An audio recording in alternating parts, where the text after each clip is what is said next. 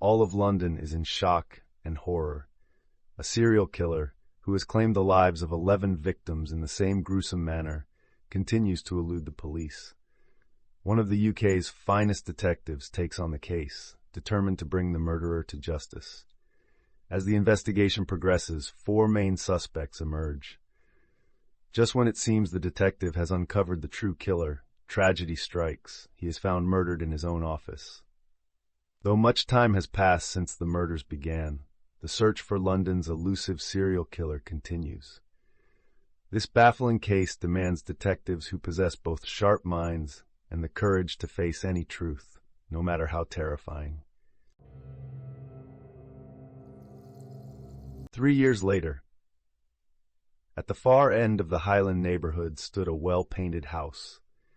In the backyard, a row of red roses and fragrant lilac flowers bloomed, their scent lingering in the air. Raindrops from yesterday's downpour still clung to the brown roof, glistening in the soft morning light. A weather vane in the shape of a rooster spun lazily in the breeze. Ruby rolled over in bed, her fingers brushing against an envelope tucked beneath her pillow. A surge of curiosity filled her, but as she eagerly reached for it, her eyes widened in surprise. Inside was a red card with a knife embroidered on it. For a moment, she thought it might be from her father. Yes, it was from her father, a secret message. Her father, Oliver, was a highly skilled detective who had spent years working for the police department. Over the past decade, he had solved more than 40 cases of murder and disappearance.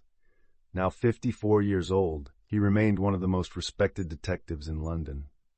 23-year-old Ruby had always been fascinated by mystery and adventure. But this letter, this strange, unexpected letter, sent a shiver down her spine. Just like the last one, it carried an unsettling message. Detective Oliver never trusted electronics and preferred to communicate through letters. A few drops of dried blue ink stained the paper as Ruby held it in her hands. She read the words softly under her breath. "My dear daughter Ruby, for my new case, which will take about 40 or 50 days, I must remain in London, but I promise I'll write to you. I love you, your father." Tears welled up in Ruby's eyes and spilled onto the letter. It was the last message she had ever received from her father. She took a deep breath, gathered her hair into a loose bun, and climbed out of bed. Stepping out of her room, she hurried up the wooden stairs 2 at a time until she reached the attic, her father's museum. Inside, relics from his past cases filled the dimly lit space. In a small glass case, a bloody knife lay on display. Below it, a golden plaque read, "Evidence from the London killer case, unsolved, Detective Oliver." Nearby, on a metal table, another case held a gleaming golden revolver. The plaque beneath it read, "With the honor of Jacob Avon." Scattered throughout the attic were more glass cases, each containing artifacts tied to past murder investigations. Among them was a worn leather notebook, Oliver's personal account of the London killer case. The book had gained notoriety throughout the Highland neighborhood. After wandering through the attic, running her fingers over the artifacts her father had left behind, Ruby descended the wooden stairs once more. The steps creaked under her weight, their sound echoing through the quiet house. As she passed the hallway, her eyes flickered to the paintings on the wall, replicas of famous artworks like the Mona Lisa. Yet something about them felt off. The Starry Night by Vincent van Gogh hung on the wall, one of many classic pieces her father had admired. Detective Oliver had been obsessed with vintage and classic things, surrounding himself with relics of the past. Ruby sat slouched on the couch, her gaze locked on the television screen.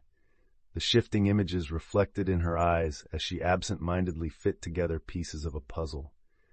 But as the last piece clicked into place, a realization struck her. Her father had left behind something about the killer. Before she could process it fully, the television flickered to life. The news anchor, a raven-haired woman, ran her tongue over her lips before speaking. Last night, the body of Susan Wood was discovered. The attack occurred in the dead of night, and the killer left no trace behind. All that remains is a single bloody knife on the sofa.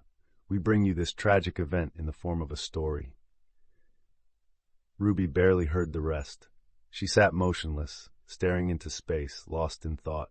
The room grew darker as the evening settled in, the only light coming from the flickering glow of pumpkins arranged by the door.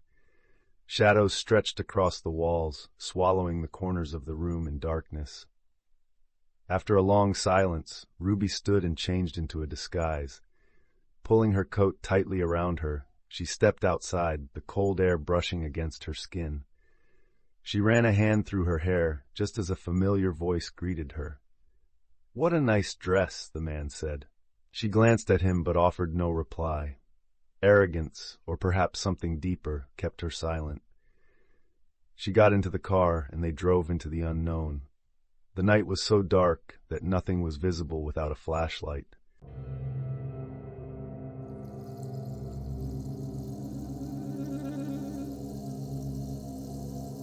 "Stop here," Ruby said.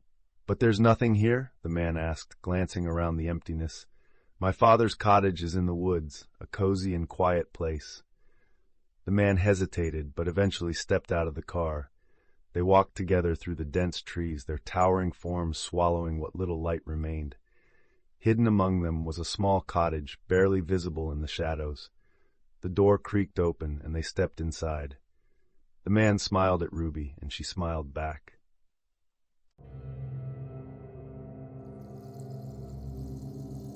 "Take a seat," she said. He obeyed, settling into a chair as Ruby disappeared into the kitchen. Moments later, she returned with a bottle of brandy and 2 glasses. She poured the amber liquid and handed him a glass. "Oh, I almost forgot something," she murmured, unzipping her purse. She emptied its contents onto the table, letting them scatter. Among the items lay a knife. Its blade gleamed under the dim cottage light. The man's eyes locked onto it. "Ruby, where did you get that?" She tilted her head, a knowing smile on her lips. "It's beautiful, isn't it?" A tense silence hung between them. "I got it from my father." She met his gaze. "Yes, my father." The man's expression darkened, suspicion flashing across his face. He started to rise from his seat. Bang! Bang! His body crumpled to the floor. His chest heaved, breaths coming in ragged gasps as he stared up at Ruby. She stood motionless, watching, waiting for his final breath. Silence. Now he no longer breathed. Calmly, she dragged his lifeless body to the car. Before closing his fingers around the golden knife, she whispered, "Rest well, London killer." 3 days later, every newspaper carried the same headline: "The police have found the body of the London killer."